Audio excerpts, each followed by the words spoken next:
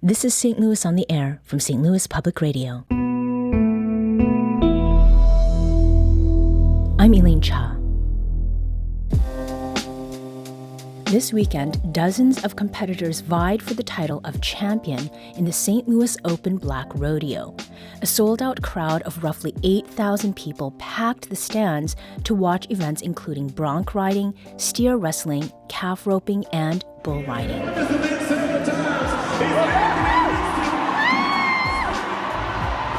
The event was held by the Southeastern Rodeo Association. For 10 years, the organization has proudly upheld and celebrated the contributions of black cowboys, like Reggie Sauce Both Smith. He's one of the several competitors who are native to St. Louis. I competed when I was 35, again when I was maybe 40, now I'm 50. It's my last ride, man. Reggie earned his nickname from the gourmet line of hot sauces he makes in town. He'd actually already announced his last ride once before, but pulled a Tom Brady and decided to come back for another round of bull riding. It's in St. Louis. I got to represent for the hometown, man. Nobody else competing from St. Louis, so I had to compete. St. Louis Public Radio photojournalist and multimedia reporter Brian Munoz was at the event, and he joins us now to talk about it. Brian, welcome back to the show. Happy to be here. So, was this your first rodeo? Admittedly, it was my first rodeo, but it was a long time coming. I actually got a pair of cowboy boots for Christmas, and I remember growing up seeing all these photos of my dad and uncles, on the farm in Mexico. So all of this finally came together. And while I'm not entirely unfamiliar with the concept of rodeos, this was my first one, attending in person. Okay. So what is it that you learned about rodeos from this experience that you didn't know before? Luckily, there wasn't too much that was surprising. My family and I have friends who are pretty much involved in the rodeo and Western scene. But something I hadn't thought about before was the pure logistics of getting this event put together. Turning a basketball court like the one they have at Chaffetz Arena into a fully functioning rodeo circle was truly a wild feat. One organizer told me they had to bring in dozens of trucks of dirt to make it happen. Another thing I hadn't considered before was something like how the rodeo scene can contribute to things like food sustainability. I spoke with Tim Walker, who's a 62-year-old rodeo vendor and cowboy from Ridgeland, Mississippi. He was at the event and explained the concept to me. We got a serious problem with raising our own food. We shouldn't have to depend on other countries. Farming is huge anywhere because, like I say, we're doing the main thing that we got to have, growing food. And this is a start here. You come to the rodeo, get involved in it, and one thing always leads to another.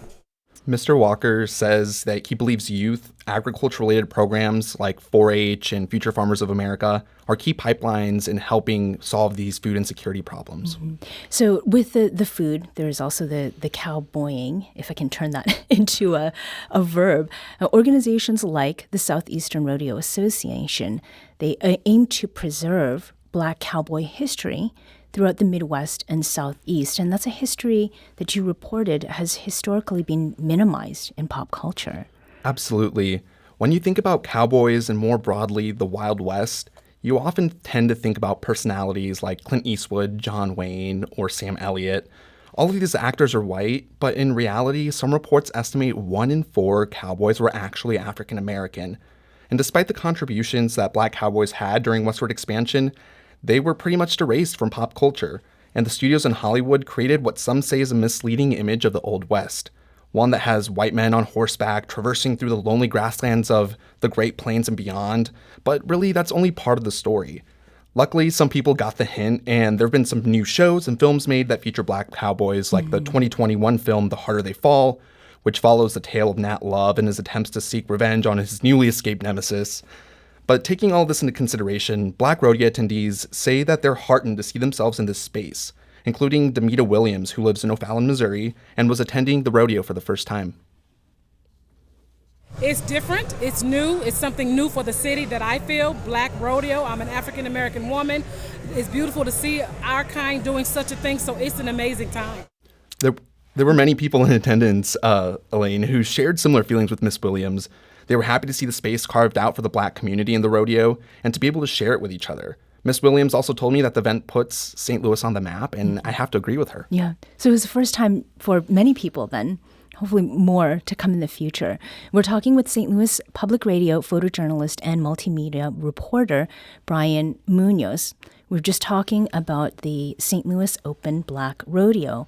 But you had a really packed weekend, Brian, because in addition to covering that event, you also attended St. Louis's Pride Fest, and it was a particularly and quite literally hot Pride Fest, to say the least. Now, organizers had expected more than 300,000 people to attend the celebrations downtown.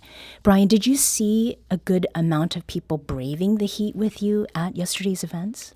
For sure. There were thousands of people taking over downtown in the festivities this last weekend, and it felt like it was a million degrees out, quite literally, the first real St. Louis heat. Yeah. But there was no shortage of people out with those little motorized neck fans, umbrella hats, and other cooling gadgets.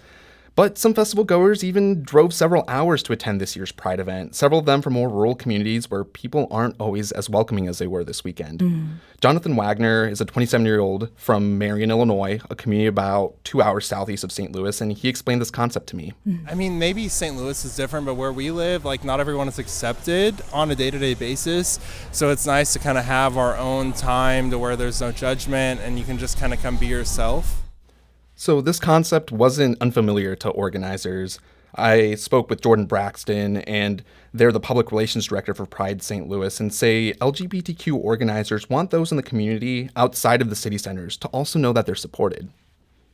I just want them to know, first of all, you're loved, you're appreciated, and you're seen. And there is a vast community out here ready to embrace you and hug you and make you feel part of a family. Yes, that sometimes we struggle with our rural siblings out there who are thinking, oh, I'm the only gay person or I'm the only trans person in my city. Trust me, you're not. So there's outreach that we can do socially. I answer a lot of emails from people that said, I live in X city and I want to come out as trans and there's no one in our area. And I say, you know what? Thank you, first of all, for sharing that with me. But here's some resources in your area, or if you ever need something, come to St. Louis and we can help you. And Jordan Braxton is actually someone we've had in the studio to talk about drag, so it's great to hear their voice there too. Now, Pride Fest is a celebration of our region's LGBTQ communities.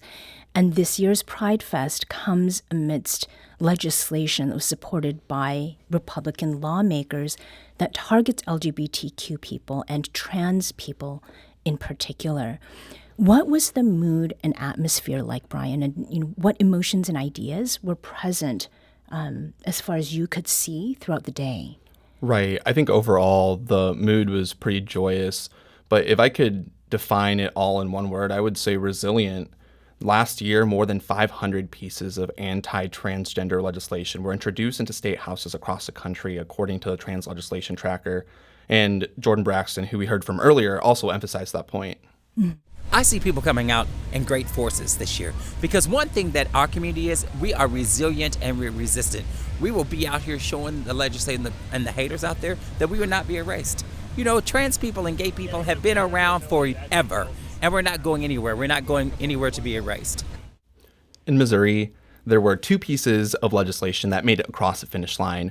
One of them restricts transgender youth from receiving gender-affirming care, and the other one restricts the participation of sports from K to 12 for those transgender people.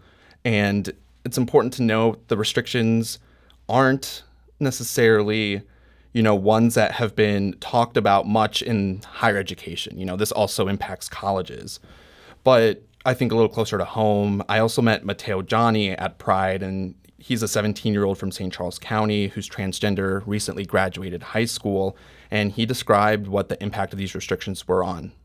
With everything being passed with the ban on gender-affirming care in Missouri, it really affected me because I was looking to start my own transition. So it really set back a lot of things for my own journey, and it really just opened my eyes to how unaccepting the rest of the world is and everybody around me. So I really just want to be a part of the community and make a better influence so that we can make the change and we can make progress, because we won't stand for this and we will continue to fight and we will overcome.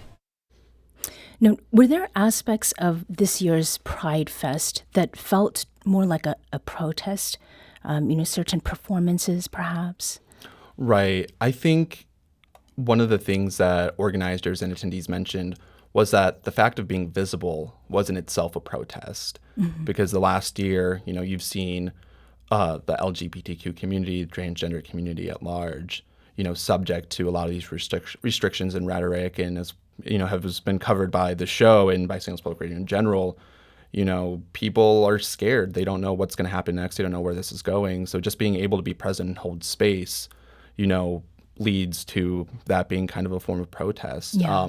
There was a handful of demonstrations against the festival, but by and large, everyone was pretty excited to be there. Okay, so it's more kind of fringe, marginal. Did you observe a lot of families that were out? I mean, it was hot, so that's not the best sort of situation for children, for example. But is that something that you saw? Absolutely. There were a lot of families, like in the Black Rodeo, a lot of first-timers. There were a lot of first-timers at this year's Pride. And it was a lot of parents that maybe their child had just recently come out to them or something of that nature. And they all said, we're just happy to be here and happy that we're not alone in this. Yeah. Because that in itself can be a really, tough experience coming to terms and having those conversations. So I think by and large, there were a lot of families, there were a lot of, people that were just happy to be together. Maybe they weren't biological family, but they were the chosen family. Sure. And, that was apparent. Was there a good amount of diversity that you saw, racially and ethnically as well? Yeah, 100%. I think, you saw people, really embracing that diversity. A lot of people I spoke with were excited that there was so much diversity, like some of the people that traveled in from, smaller communities where it might not be as diverse. Yeah. And, it was diversity not only in race, but in age. You had really young people. I think one of the youngest people I photographed this weekend was like 2 or 3 years old to, older people that are kind of the elders of the LGBTQ community that, have kind of seen this landscape change a ton over the last several years. Now, as far as the everyday sort of goes, one of the things that's difficult to measure, right, is the financial impact of anti-LGBTQ policies. And on the show, we've talked about people who've left the state because of those kinds of policies. And with them is going, human capital. Did anyone speak to you at Pride Fest about how they're choosing to spend their dollars? There were some people that brought up that point and, kind of described that this is how I'm going to spend my dollars considering all the legislation, everything that's going on. One of those people was M. Koch, a 25-year-old who was born in Missouri originally, but they now live in the rural outskirts of the Metro East. I'm actually looking for places to live at the moment, and we're like, it's cheaper in Missouri, but we want to keep our rights. It's sad that we have to think about that. I'm like, we need to stay in Illinois. This is such a little bubble. It's like a safe bubble for the community. And I was like, thank God for Chicago, right? Literally, they are keeping us afloat at the moment, and it's just really sad to see how close we are as a state. And like, one is so safe for our community, and one is so not right now. So how did that strike you when M said that? Right. It's definitely, something that is difficult to think about, especially for all of the communities that this impacts. M was speaking to me on the 1-year anniversary of Roe v. Wade being overturned. And that was something that was also really on top of people's minds, is the stripping of what people say is their personal rights and privileges. So I think as a person, that's really challenging to grapple with. And unfortunately, those are conversations and decisions that families, individuals are having on a day-to-day basis on, if I can't get what I need in one place, do I have to go somewhere else? Yeah. So the final question here, you and Tristan Rouse, who's the visual news intern, were out there taking photos. When people visit our website and they look at the photos that you captured, not only from Pride Fest, but also from the St. Louis Open Black Rodeo, what kind of feelings are they going to get from those pictures?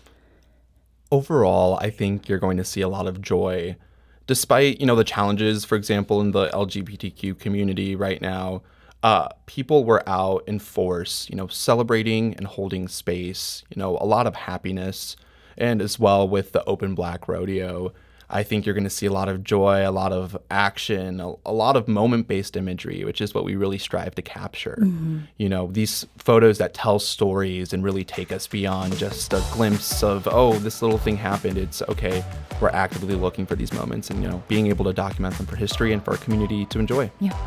Brian Munoz is photojournalist and multimedia reporter for St. Louis Public Radio. And again, to check out those STLPR photos that we were just talking about from the rodeo as well as the Pride festivities, visit stlpr.org. Brian, thank you so much. Thank you for having me.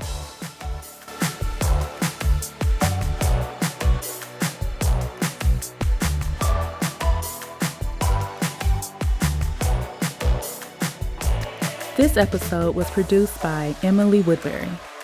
Audio engineering and podcast design by Aaron Dorr. Our executive producer is Alex Hoyer. St. Louis on the Air is a production of St. Louis Public Radio. Understanding starts here. St. Louis on the Air proudly supports local artists by using music from Life Creative Group. Do you find yourself regularly listening to episodes of St. Louis on the Air? Suggest us to a friend you think might enjoy our conversations, and leave us a review and rating on Apple Podcasts on the App Store. It's the simplest way to help people discover our show. Thank you. St. Louis Public Radio is a member-supported service of the University of Missouri St. Louis.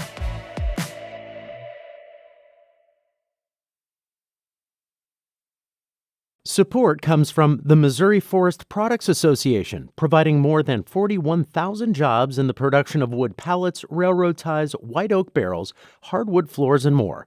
Details at choosewood.com.